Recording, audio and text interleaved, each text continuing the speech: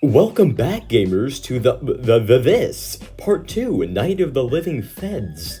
And if you haven't seen the first part, that's probably fine, but I put a lot of effort into that video, and I would appreciate you going back and watching it, even if it took less than a day to make. So we start up the game, and I deny all bonus content to remain as vanilla as possible, just like my personality, and then we head to the first level of the next world. But not after a bad goddamn mobile game ad. This is pretty much the only bad thing about Plants vs. Zombies that I failed to mention in the first part. The amount of goddamn ads it has, Jesus Christ. So we're greeted by Crazy Dave once again, who basically just tells us that the world's going to freaking end, and then we jump right into the first level. So at this point, you're probably wondering what the plant from the last video does. And basically, his name is Puffshroom, and he kills anything weaker than a Buckethead zombie if you just spam enough of him. Anyway, we keep mindlessly spamming Puffshrooms just like I mindlessly move through life, and then we meet average Twitter user, who gets angry when I say that humans have rights. Anyway, the rest of the level is fine and dandy until the zombies rise from the ground like freaking Dream Stands after I said that their creator doesn't have 10 million IQ. And just like Dream Stands, they want to find my house, and fast.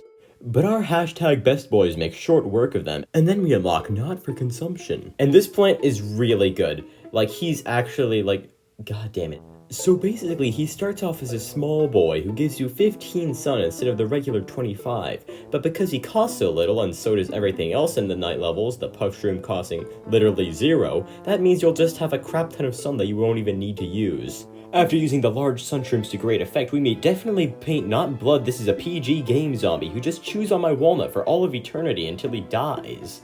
Oh, also, I unlocked more ways to play, but I'm not going to be covering that since it takes like a billion years to get all the coins to buy the minigames, so Anyway, we beat the level, unlock Balloon Shroom, and suffer through another ad. Anyway, Dave finds his will to live, and then opens up the shop for us and gives us Zombotany, which I absolutely hate and will not be playing. But buying Zombotany from him must have activated his inner capitalist because a few seconds later he shows up asking me to buy a 7th seed slot, which I refuse as a joke, which makes Dave sad. No, Dave, come back. So after that encounter, we continue with the usual zombie zapping business until I learn what it feels like to live in Philadelphia. Fricking stole my door, kill him instantly. And after that we unlock... Wait, what the frick is that? That's not a plant, hold on. What? Then we play the next level, but not before Crazy Dave shows up again trying to get me to buy a 7th seed slot, to which I refuse because I have student loans to pay. Then we get to use our new plant, Gravebuster, who busts graves. After using the definitely useful Gravebuster to beat the level, we unlock the Almanac, which allows us to spy on our enemies and send them to the metaverse. But Dave's back, and now he's telling us to beat the zombies on the head with a hammer, so I guess we might as well. And honestly, this level's pretty fun. It gives you Potato Mine, Gravebuster, and Cherry Bomb to deal with the zombies, but you can just take them all out with your hammer, if you want to. The one thing I have to ask is, why even bother with the plants if you could just do this?